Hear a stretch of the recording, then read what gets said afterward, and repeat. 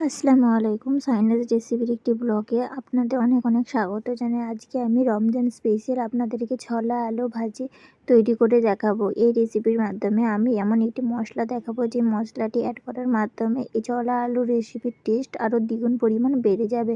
তাহলে আসুন জেনে নেওয়া যাক কীভাবে আমরা রেসিপিটা তৈরি করব। এর জন্য আমি এখানে প্রথমে দুটো আলুকে কুচি করে নিয়েছি আর এখানে ছোলা নিয়ে নিয়েছি 1 কাপ, যেটাকে আমি 3-4 ঘন্টা ভিজিয়ে রেখেছিলাম। এরপরে ছোলা আলুকে কুকারের মধ্যে দিয়ে তাতে জল দিয়ে দিয়েছি আর এখানে দিয়ে দিচ্ছি লবণ, হলুদের গুঁড়ো আর লঙ্কার গুঁড়ো।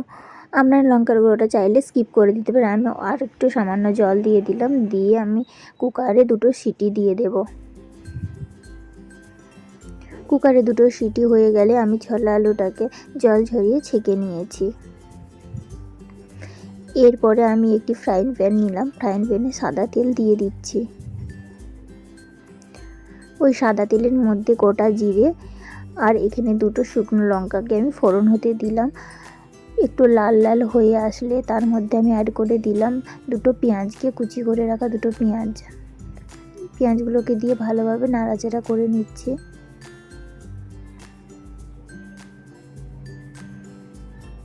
পেঁয়াজটা যখন এরকম লাল লাল হয়ে আসবে এর মধ্যে সামান্য আমি জল অ্যাড করলাম।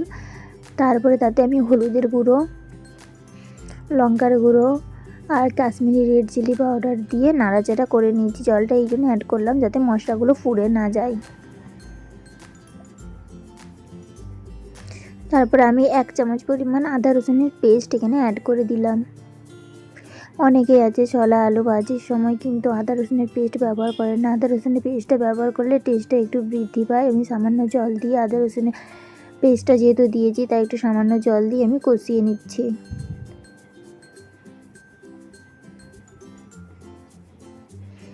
এরপরে আমি সামান্য একটু লবণ অ্যাড করে দিলাম। যেহেতু একবার সিদ্ধের সময় লবণ দিয়েছি তাই পরিমাণ মতো আন্দাজ করে দিতে হবে। তারপরে ছোলা আলু সিদ্ধ করাটা দিয়ে দেব। দেখুন ছোলা আলু সিদ্ধটা দিয়ে দিলাম, দিয়ে ভালোভাবে নাড়াচাড়া করে নিচ্ছি।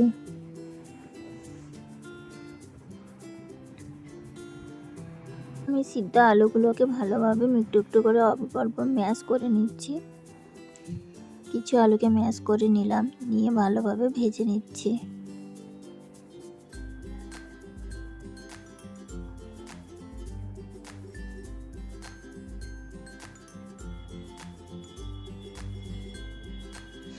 আমি লাস্টে কাঁচা লঙ্কা দিচ্ছি, 2টো চিড়ে রাখা কাঁচা লঙ্কা দিচ্ছি। কাঁচা লঙ্কার ফ্লেভারটা লাস্টে ব্যবহার করবেন, তাতে কাঁচা লঙ্কার ফ্লেভারটা ছোলা আলু ভাজার মধ্যে মোমো করবে।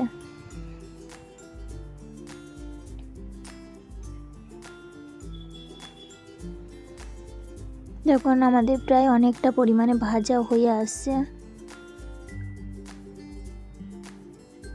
তখন আমি এর মধ্যে দিয়ে দিলাম একটি মশলা।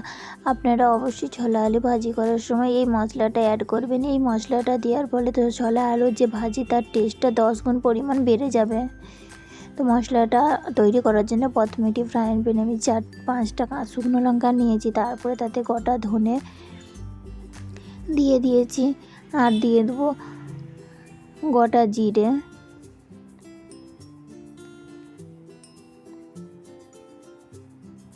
আর গোটা মৌরি। সমস্ত মশলাগুলোকে ভালোভাবে নাড়াচাড়া করে নেবেন। লাল লাল হয়ে আসলে এটিকে আপনারা গুঁড়ো করে রেখে দেবেন। যে কোনো ভাজি, চপ বলুন বা সবজি তরকারিতে অ্যাড করে দেবেন। যে কোনো সবজির তরকারি বলুন, ভাজি বলুন, 10 গুণ পরিমাণ টেস্টটা বাড়িয়ে দেবেন। রমজান মাসে অবশ্যই এই রেসিপিটা একবার বাড়িতে তৈরি করে দেখবেন। আশা করি বাচ্চা থেকে বড় সকলেরই খুবই ভালো লাগবে। আমার রেসিপিটি যদি আপনাদের ভালো লেগে থাকে তো প্লিজ লাইক, কমেন্ট আর শেয়ার করে দিবেন আর সাবস্ক্রাইব করে পাশে থাকবেন যদি ইউটিউবে দেখেন। আর ফেসবুকে দেখলেন অবশ্যই ফলো করে দেবেন নতুন নতুন ভিডিও পাওয়ার জন্য। Thank you.